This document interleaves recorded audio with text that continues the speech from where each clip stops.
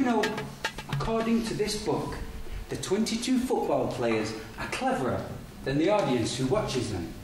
The Green Book says that football is an exercise and should not be watched. That is one of Gaddafi's policies. If we made a pitch for every 22 people that wanted to play football in this country, there would be no room for houses. Well, last week I took my daughter to the hospital and I noticed some changes. So, did you notice that there was a difference between the years before and now?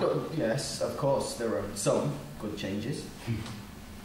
I recently read the last article you wrote about the market and the public. It was very interesting. Yeah. Do you remember when the children were infected with HIV? Well, it made me so angry that I had to write something. I wrote an article. Have a look. There are many questions without answers. There are many victims, but who are the criminals?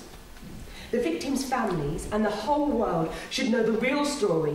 We need an independent investigation under the UN. For how long shall we live in fear? How can you write such an article? Who do you think you are? Why? What's wrong with it? Don't you have the same thoughts? Even if I did, I cannot write something like this. Do you think you live in Europe? How long do we have to suffer without saying anything at all? No. People should know, and as a journalist, I have to report what is happening. Think. Look, it's not about reporting what you see. It's about how much freedom do we have. Think of the family you are yet to start. This is not the right time to write an article like this. What, do you think you're Gaddafi's son? Nobody can touch him. He can say whatever he wants. He can criticise anybody, but nobody else can do that. If you were one of those victims, if you were the father of one of those children, what would you say and what would you want to do? Look, thank God, I am not in that position. Okay? However, I know one of those families.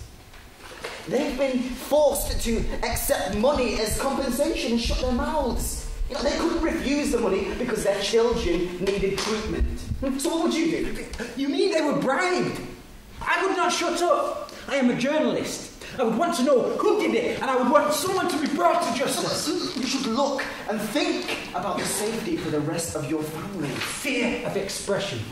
That is why we are still under this terrible regime after so many years. He threatened to make public the secret documents he had about the corruption within the regime. He began to make his grievances available internationally. You are the enemy of the revolution.